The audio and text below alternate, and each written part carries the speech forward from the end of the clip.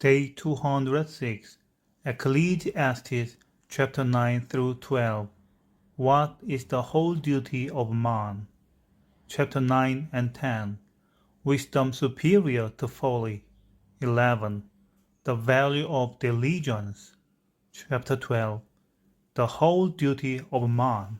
Up to this point, the preacher has concentrated mainly on the problems of life without seeking an explanation.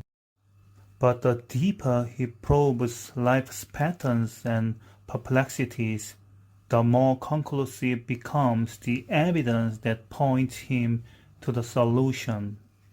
Fear God. When wisdom turns to vanity, fear God. When God's ways seem unsearchable or uncertain, fear God. When all is said and done, fear God. For this is the whole duty of man.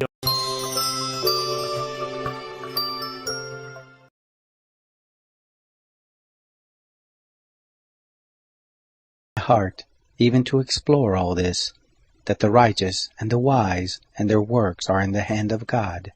Whether it is love or hatred, man doesn't know it. All is before them. All things come alike to all. There is one event to the righteous and to the wicked, to the good, to the clean, to the unclean, to him who sacrifices, and to him who doesn't sacrifice. As is the good, so is the sinner. He who takes an oath as he who fears an oath.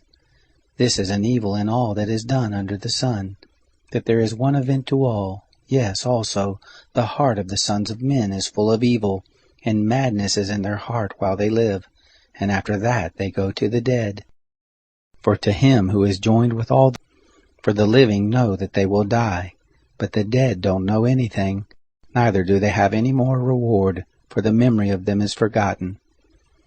Also their love, their hatred, and their envy has perished long ago. Neither have they any more a portion forever in anything that is done under the sun. Go your way, eat your bread with joy, and drink your wine with a merry heart, for God has already accepted your works.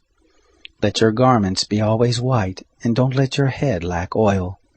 Live joyfully with the wife whom you love all the days of your life of vanity, which he has given you under the sun. All your days of vanity, for that is your portion in life, and in your labor in which you labor under the sun. Whatever your hand finds to do, do it with your might, for there is no work, nor device, nor knowledge, nor wisdom in Sheol where you are going. I returned and saw under the sun that the race is not to the swift, nor the battle to the strong, neither yet bread to the wise, nor yet riches to men of understanding, nor yet favor to men of skill, but time and chance happen to them all. For man also doesn't know his time, as the fish that are taken in an evil net, and as the birds that are caught in the snare. Even so are the sons of men snared in an evil time, when it falls suddenly on them. I have also seen wisdom under the sun in this way, and it seemed great to me. There was a little city, and few men within it, and a great king came against it, besieged it, and built great bulwarks against it. Now a poor wise man was found in it, and he by his wisdom delivered the city, yet no men remembered that same poor man. Then I said, Wisdom, and he by his wisdom delivered the city, yet no men remembered that same poor man. Then I said, Wisdom is strength. Nevertheless the poor man's wisdom is despised, and his words are not heard. The words of the wise heard in quiet are better than the cry of him who rules among fools. Wisdom is better than weapons of war, but one sinner destroys much good. Chapter 10. Dead flies cause the oil of the perfumer to send forth an evil odor.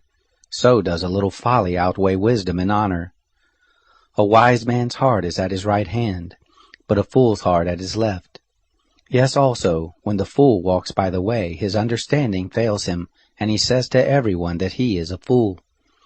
If the spirit of the ruler rises up against you, don't leave your place, for gentleness lays great offenses to rest. There is an evil which I have seen under the sun, the sort of error which proceeds from the ruler. Folly is set in great dignity, and the rich sit in a low place. I have seen servants on horses, and princes walking like servants on the earth. He who digs a pit may fall into it, and whoever breaks through a wall may be bitten by a snake. Whoever carves out stones may be injured by them. Whoever splits wood may be endangered thereby. If the axe is blunt, and one doesn't sharpen the edge, then he must use more strength, but skill brings success. If the snake bites before it is charmed, then there is no profit for the charmer's tongue. The words of a wise man's mouth are gracious, but a fool is swallowed by his own lips. The beginning of the words of his mouth is foolishness, and the end of his talk is mischievous madness. A fool also multiplies words. Man doesn't know what will be, and that which will be after him, who can tell him? The labor of fools wearies every one of them, for he doesn't know how to go to the city. Woe to you, land, when your king is a child, and your princes eat in the morning. Happy are you, land, when your king is the son of nobles, and your princes eat in due season, for strength and not for drunkenness. By slothfulness the roof sinks in, and through idleness of the hands the house leaks. A feast is made for laughter, and wine makes the life glad, and money is the answer for all things. Don't curse the king, no, not in your thoughts, and don't curse the rich in your bedchamber, for a bird of the sky may carry your voice, and that which has wings may tell the matter. Chapter 11. Cast your bread on the waters, for you shall find it after many days. Give a portion to 7, yes, even to 8, for you don't know what evil will be on the earth. If the clouds are full of rain, they empty themselves on the earth. And if a tree falls toward the south or toward the north, in the place where the tree falls, there it shall be. He who observes the wind won't sow, and he who regards the clouds won't reap. As you don't know what is the way of the wind, nor how the bones grow in the womb of her who is with child, even so you don't know the work of God who does all. In the morning sow your seed, and in the evening don't withhold your hand, for you don't know which will prosper, whether this or that, or whether they both will be equally good. Truly the light is sweet, and a pleasant thing it is for the eyes to see the sun. Yes, if a man lives many years, let him rejoice in them all, but let him remember the days of darkness, for they shall be many. All that comes is vanity. Rejoice, young man, in your youth, and let your heart cheer you in the days of your youth, and walk in the ways of your heart and in the sight of your eyes. But know that for all these things God will bring you into judgment. Therefore remove sorrow from your heart, and put away evil from your flesh, for youth and the dawn of life are vanity. Chapter 12. Remember also your Creator in the days of your youth, before the evil days come, and the years draw near, when you will say, I have no pleasure in them. Before the sun, the light, the moon, and the stars are darkened, and the clouds return after the rain. In the day when the keepers of the house shall tremble, and the strong men shall bow themselves, and the grinders cease because they are few, and those who look out of the windows are darkened, and the doors shall be shut in the street, when the sound of the grinding is low, and one shall rise up at the voice of a bird, and all the daughters of music shall be brought low. Yes, they shall be afraid of heights, and terrors will be in the way, and the almond tree shall blossom, and the grasshopper shall be a burden, and desire shall fail, because man goes to his everlasting home, and the mourners go about the streets. Before the silver cord is severed, or the golden bowl is broken, or the pitcher is broken at the spring, or the wheel broken at the cistern, and the dust returns to the earth as it was, and the spirit returns to God who gave it. Vanity of vanities, says the preacher, all is vanity. Further, because the preacher was wise, he still taught the people knowledge. Yes, he pondered, sought out, and set in order many proverbs.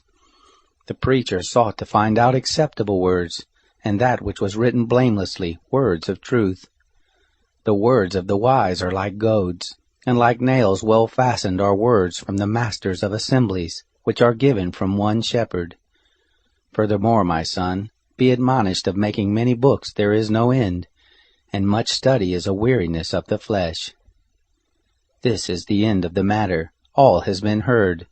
Fear God, and keep his commandments, for this is the whole duty of man. For God will bring every work into judgment,